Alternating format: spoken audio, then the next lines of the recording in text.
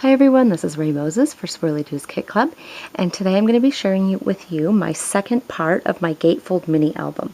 This mini album came in the project add-on for August 2015, and for the first part I showed you how I did the front, I gave you dimensions for the paper, and I showed how I arranged this for my first part right here for my cover, and now I'm going to show you how I did the inside.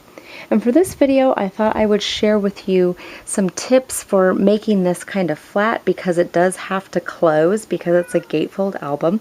And I thought I would just kind of share with you how to make it flat and how to get the most out of your mini albums by making some interactive parts to it.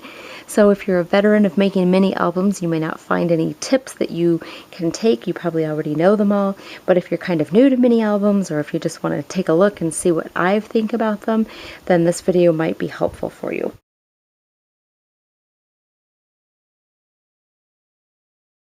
Last time I showed you that I used some chalk paint just on the edges here. It's not all completely blue, but it gives it that distressed look that I'm going for, and I really like it. So for this outside part right here for the cover, it's really simple. It fits 6 inches marvelously. And I've cut these up, so you need to have 2 different pieces, and they are 6 inches by 3 1/8, and that's going to go right there.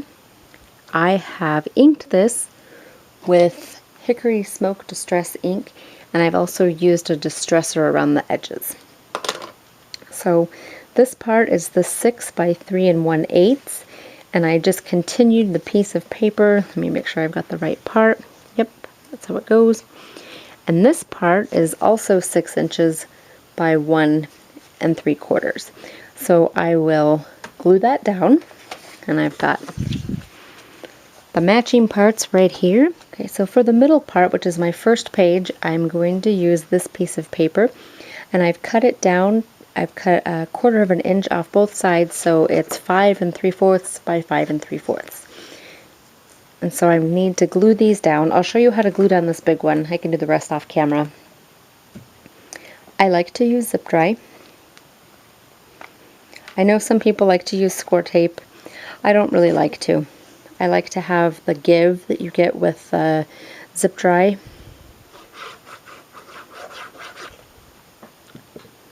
And I don't go all the way to the edge, because if I wanted to maybe put some lace underneath there, I have that option for later. With the zip dry, I can move it around a little bit to where I get it exactly where I want it.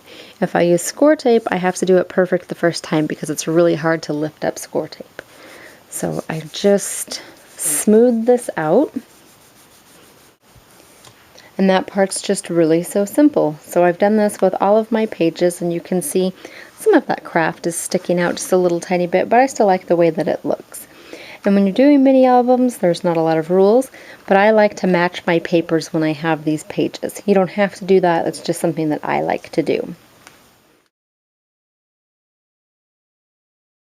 This is the top page of my mini album. So typically when I do a mini album, I either put a title or I'll put a picture in here. For this mini album, I'm actually going to be giving it to somebody, so I didn't put any pictures in, but I've put places for pictures to be. So one of my big tips that I like to say for mini albums is that when you have a bunch of colors like this Garden Fable line does, you want to incorporate all of those colors not only on the front but on the first page, and then you can kind of deal with this with the colors separately as the pages go on. But I kind of like how it looks in the beginning, where you kind of get a preview of all the colors that you're going to see. So for this part right here, I made this part really chunky. I used one of those Prima resin frames, and so it's pretty chunky.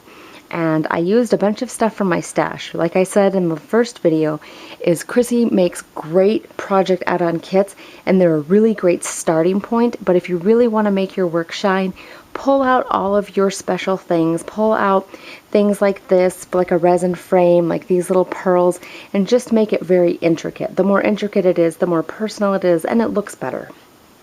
So for these sides right here, I tried to keep them as thin as possible. I didn't make a lot of chunky stuff, especially on this part right here.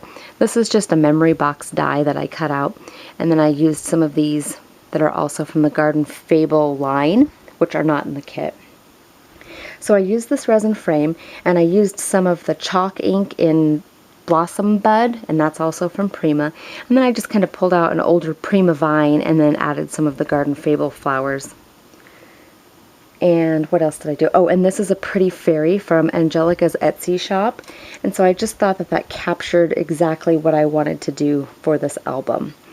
So for this part, this is just the next page. I didn't do anything interactive here. Typically when I make a mini album, I like to have, if this is just going to say something, I want these to kind of be main pictures of the event.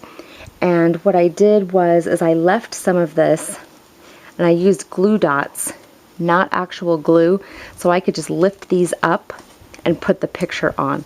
And then later, if I decide to add the pictures, in this case I'm giving it as a gift, I'll probably give a little bottle of glue so that someone can come in here and put their photos in and not have to worry about these embellishments. Then they can just take glue and really glue it down. And for the second part, oh, my little thing is missing. I'll have to put that back. I didn't survive the trip. Okay. So one of the things that I wanted to share with you is that when you're making pages, you don't want to put all of your embellishments in one spot, like right here and then right here. If you put something chunky, like this flower is kind of chunky here, I wouldn't put another chunky embellishment right here because then it will make it too thick. So if you kind of decide, okay, well I've got my chunkiness here and I've got some chunkiness down here, then you're good. Just so it makes it kind of level, and you can see how those ones close quite nicely. I don't do it on every page, but you want to make sure you do it on some pages. Again, I've got glue dots on here. This completely lifts up. This would be a great area for some journaling or a picture. Same thing with something like this. It pulls out.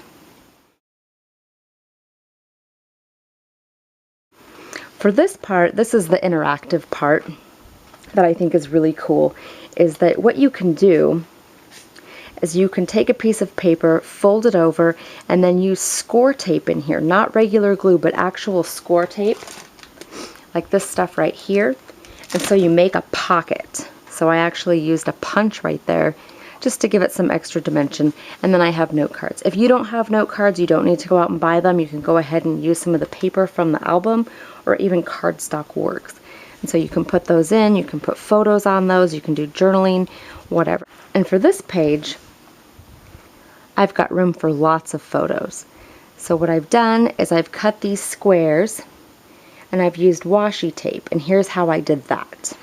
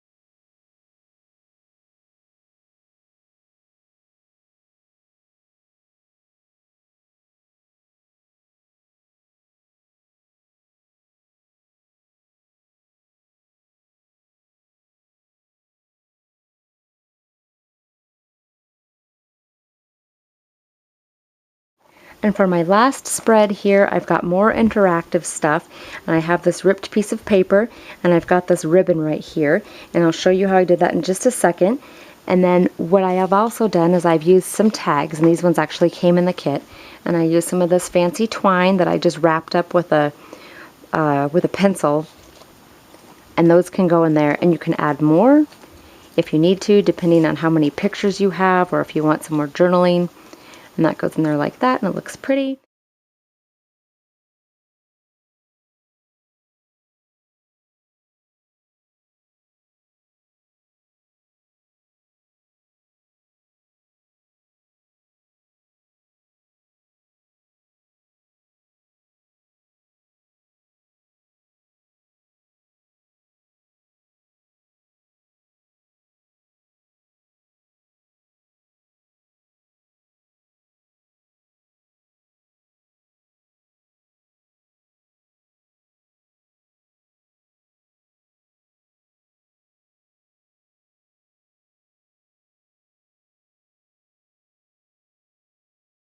And then just one last area for a picture.